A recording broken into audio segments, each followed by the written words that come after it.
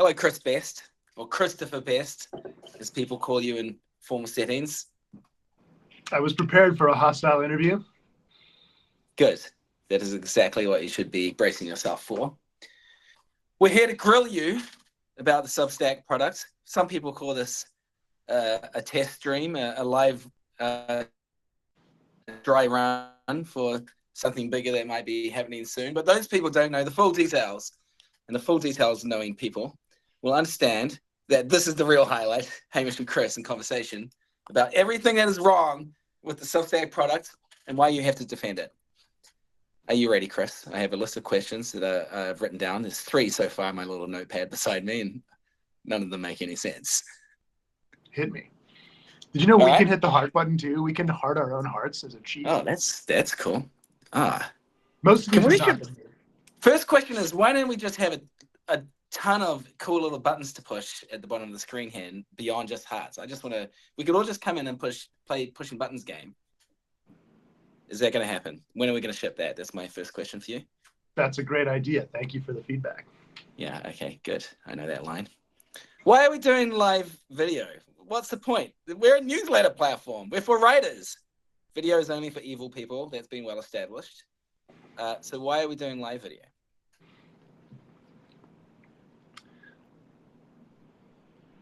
Why are we doing live video? There's a bunch of reasons. To me, the most compelling reason is we think it's going to be good. We think it's pretty interesting to see all the interesting people on Substack in conversation with each other.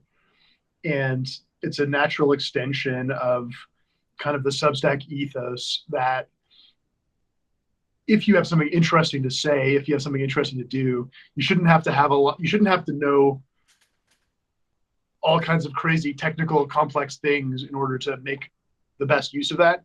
You should have simple tools that let you publish things to the world that are good and make money from it. So for writers, that's, come and type into this box, and if the thing you type is great, you're going to get rich and famous. And now we're expanding into come and talk into your phone. And if the things you say are great, you can get rich and famous. And I will say, from the outside perspective, it may look like you're not even talking to your phone. It might just look like you're talking to your hand, especially if you get a nano phone, which I think Apple's shipping next year. And so when you can talk to your hand and make money, then that's a pretty exciting future to live in. I'll also mention that I might ask you some hard questions here, and we haven't workshopped these in the past. And we haven't written down talking points. We haven't done any comsing on this stuff. And I'm also seeing some interesting questions coming in here. How do you avoid the contempt for the tech illiterate that so many other developers seem to have? Can I tell you something interesting? That's a good question. Anyway. Can I tell you something interesting, surprising related to video that I didn't expect? When we started Substack, it was partly around I was trying to write an essay. I was aspiring to write, and I've always been an avid reader, and so I was trying to write an essay. And I never finished it because I'm a terrible procrastinator. And it turns out in our long relationship, I'm not a bad writer, but I'm a poor finisher of written things.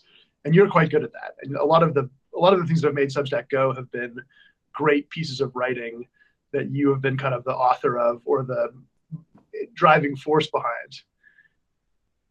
And then lately, we started working on these video tools. We started working on video podcasting and all this stuff. I'm loving it. I'm having a lot of fun.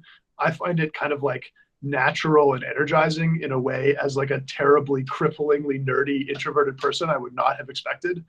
And I just found that really surprising and interesting between the two of us. Oh, right. Okay, that's good. I thought you were trying to sneak in and like turn us into a funeral where you're like reading my eulogy about what I'm good at. And luckily you turned it to what you're good at, which makes me much more comfortable. You're terrible at video, as all of the viewers can naturally tell. I can leave that part unsaid. Thank you. You have a face for essay writing. I do. A voice for a voice for poetry. No, but I think the point you're making there in a very subtle, intelligent way is people share culture in different ways and connect with other people's minds in different ways and influence the way that people think in different ways. And some of these people are more adept with the written word than they are at video and vice versa. But the magic of Substack is not that it's just a place where you can come and publish writing. It's a place where you can come and make your thoughts travel into other people's minds and influence how they start to see the world. And it's a way that you can figure out a way to make that sustainable for yourself, so that in many cases, lots of people use Substack for free, never intend to do paid subscriptions. That's totally fine. It's great. They get other nourishment from publishing and being in conversation with people, subscribers in particular. But some people appreciate the ability to create space in their lives to spend a lot of their time thinking and doing work that can help others think and see the world. And unfortunately, one of the best things that makes it possible is money. And one of the things that has been broken in the media landscape for a long time now is it's been very hard to get enough money to give yourself the time to do those things that can help other people see the world in new ways. And so what Substack does is it gives you a model that can make this money magically appear, so they can spend the time to create the thought and the works that actually help people understand each other better and help people see the world in new ways. And that model applies not just to the written newsletter or to the blogs or anything like that, but also to podcasting, video, live video, helping each other, be in community with each other. Is that what you're trying to say? Yes, only more succinctly and elegantly. Yeah. No, I'm just kidding. Yeah. Well, Well, I do think also it's worth noting that, we don't expect people to do every format. It's not like anybody should do everything, but there are these Venn diagrams of these things. A lot of great writers are interesting conversationalists and podcasters, for instance. And a lot of people who make videos wish they could sometimes write. This is the thing that we're finding as we roll these features out, is that there are a lot of people who are not just so wedded to one medium that they never want to be able to try something else. And having a place where you can, your audience is there, your subscriptions are there, and then you have the option to do a bunch of different things, is actually kind of freeing and powerful for a lot of people. What do you say to people who are uncomfortable with Substack pivoting to video, which we're not doing? We're evolving in a beautiful and delicious way into video in all types of ways that people connect with each other. But what's your short, succinct and elegant and like a little bit sexy way of comforting those who are worried about the advent of video on Substack? I mean, look, ultimately we're trying to give people the creative tools they need to grow a subscriber base, make something good for the world. If you don't want to make videos on Substack, we have no interest in making you. And if you don't want to watch videos on Substack, first of all, I don't know how you're listening to me right now, but we have no interest in making you do that either. But I think it's hard to deny that those tools are valuable for some writers, some readers, lots of people in the world. And we are not going to, we don't see the thing that is unique about Substack as its only long form written word. The thing that's unique and valuable about Substack is the economic model, is the relationship between readers and subscribers, the fact that creators own their work, own their connection with their audience, have complete editorial freedom. That model, we think, can power a lot of great things. And so we are going to keep building all kinds of tools. I think you forgot to mention one of the things that's most special about Substack is the default spectral font that you just put in there on a lark 7 years ago that held true for many years as the font that people came to know as the Substack font, or at least in this very room, that's what people came to know it as. How are you feeling about the multiple fonts that are now competing with Spectral for airtime in the Substack universe today? I think our font situation has definitely gotten better. Interesting and controversial to some.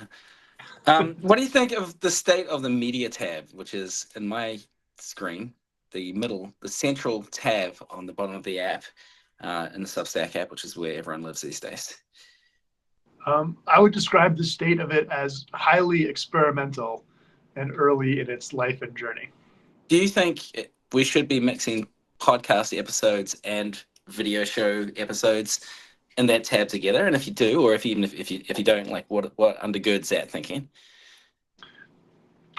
My theory on the tab, and this is one of these things where we're, as you can probably tell, we figure some of these things out live. We build things, we see how they work, we're constantly changing it.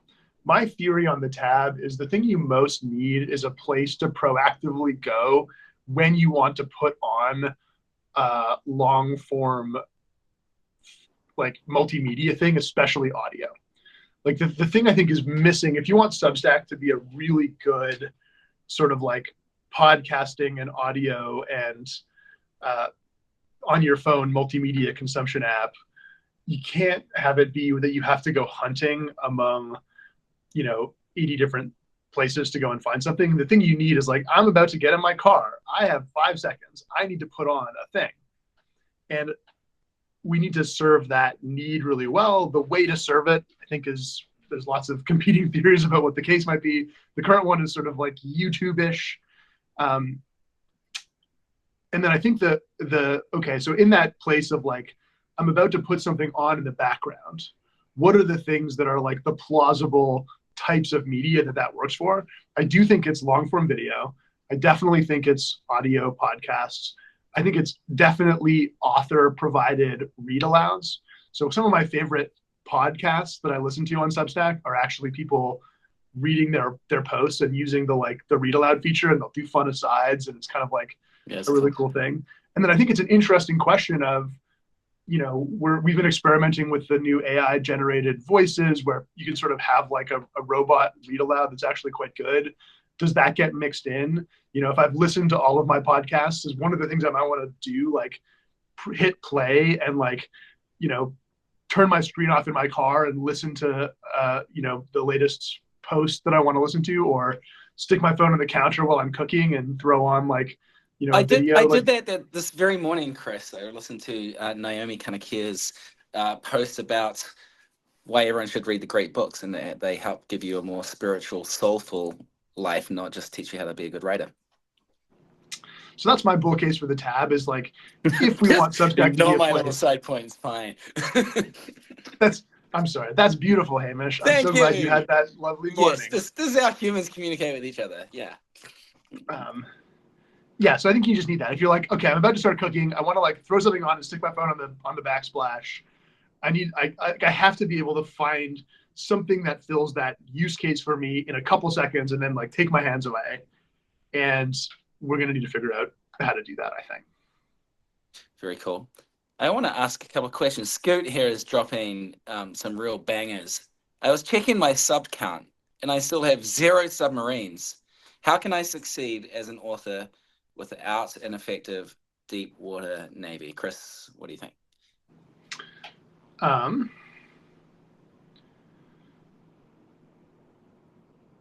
was trying to think of something funny, but I don't have anything. Got nothing. I think there's a lot of Substacks you can read that will help give you guidance on how to start thinking about those questions, Scoot. But also in the meantime, we'll talk to the team about the lack of submarines generally. One of the most, every 20 minutes, someone comes up with the genius idea of comparing Substack to a stack of submarine sandwiches, and they used to put that on Twitter, but the people who have that personality don't go on Twitter anymore because Twitter turns them off. So I've stopped seeing that joke so much. But do you have an opinion on the relative lack of seeing that joke, Chris?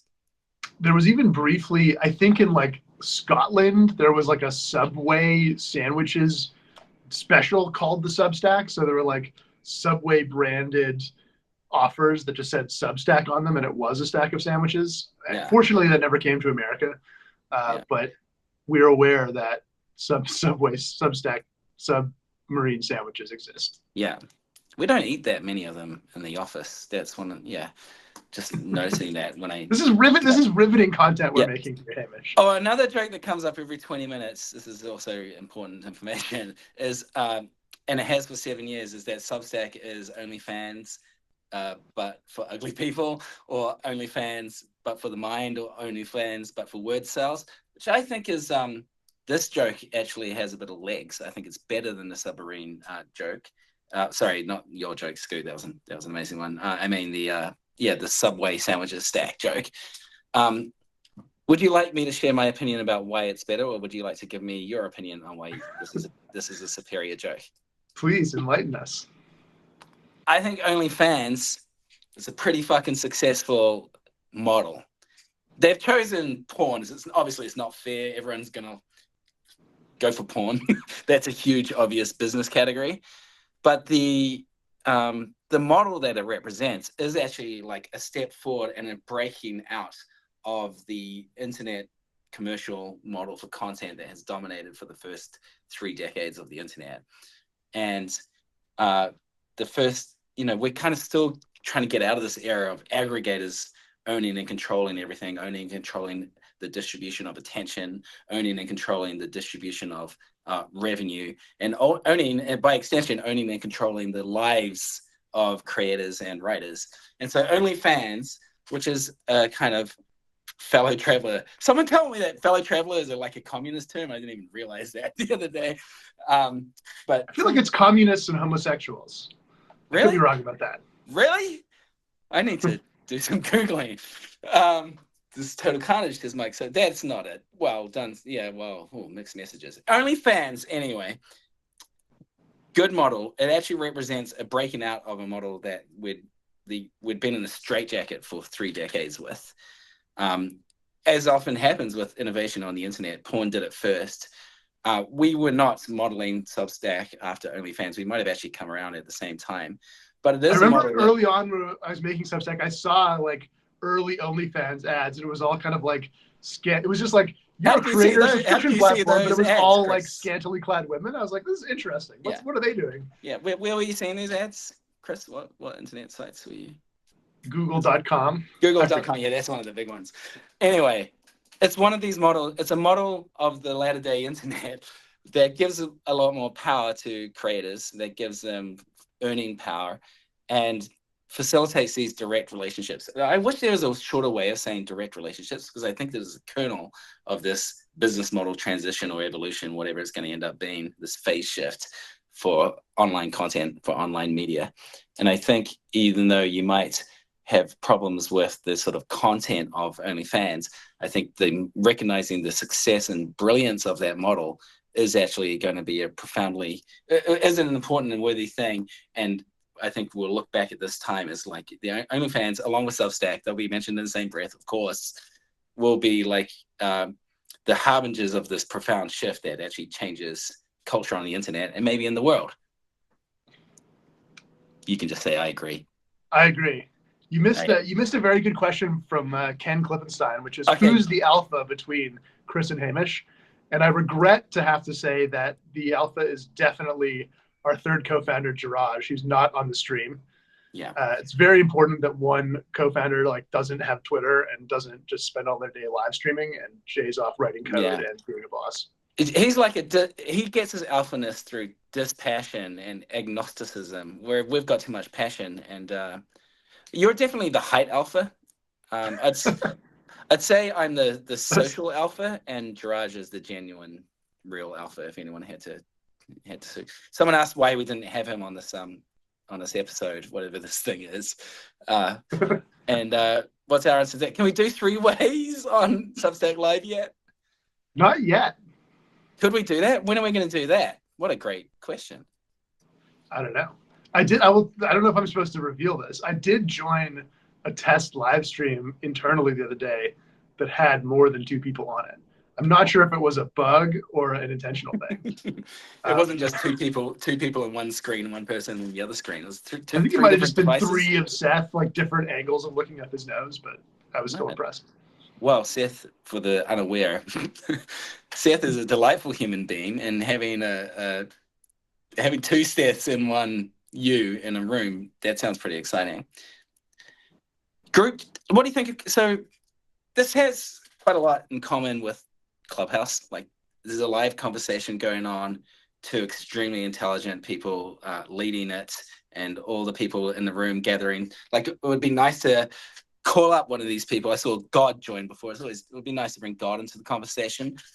Do you think? Is there someone you forgot to ask? Sorry. Do you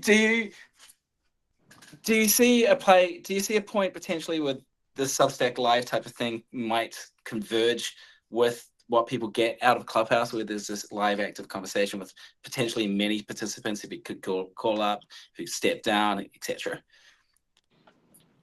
I think there was there was Clubhouse had this whole moment, and some of the things about it were really good. And I do think there's some of the magic of Clubhouse that it would be very cool for us to be able to recapture.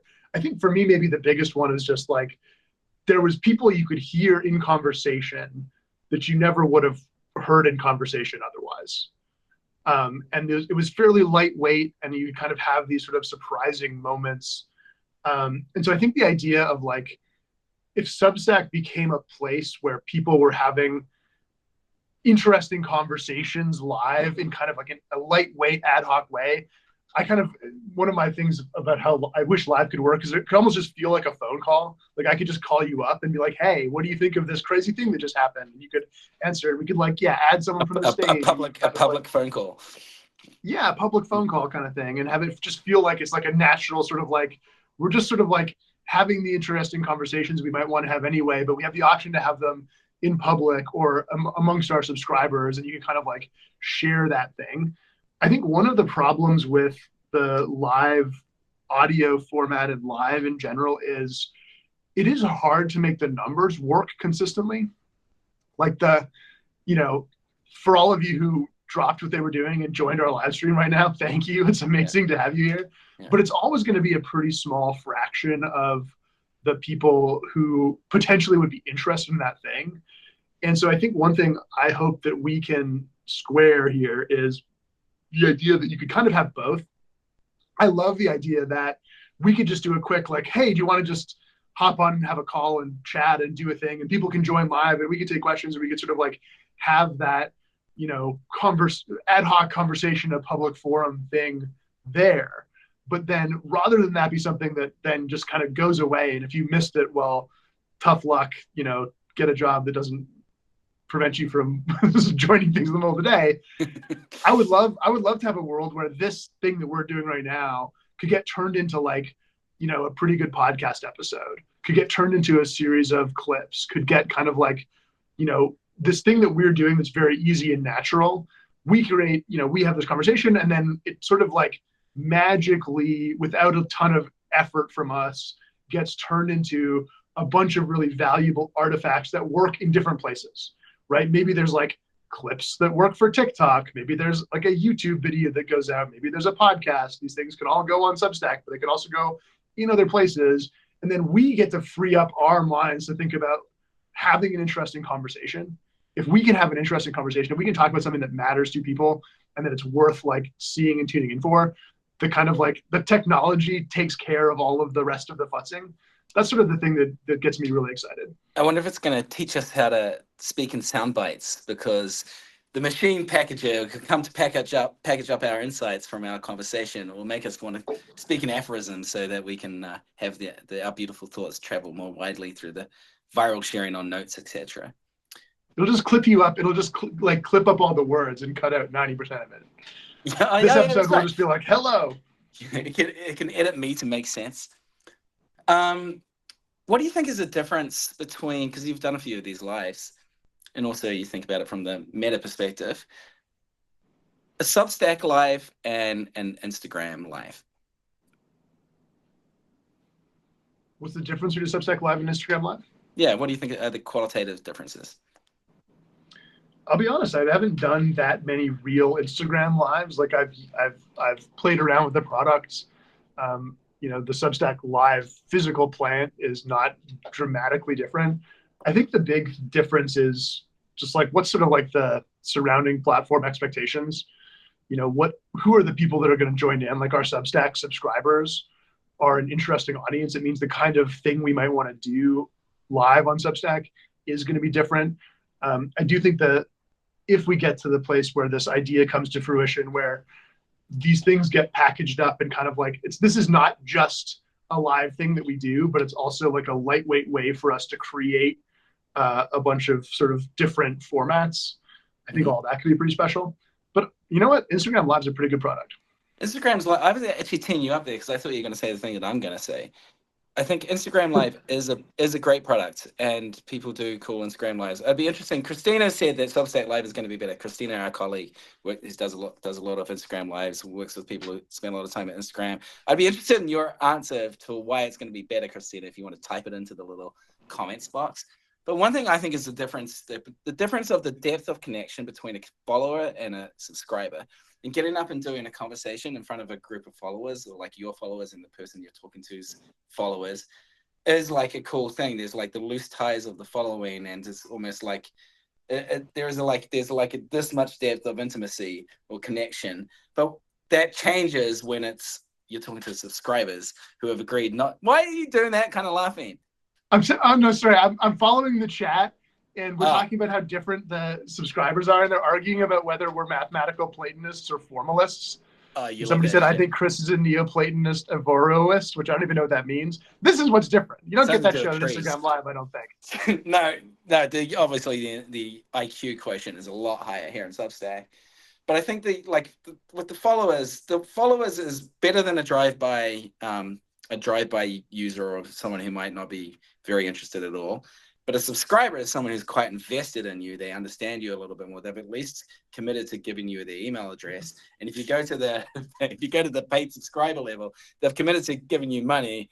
And that's a deeper level of connection. And so when you create a private room with these people for a conversation, then the what can be said and the ways in which it can be said and the feeling you have as you're saying it, all those things are different. And they might be small differences seemingly in isolation, but they add up to something that is qualitatively radically different. You could just say, I agree with that. I do agree with that.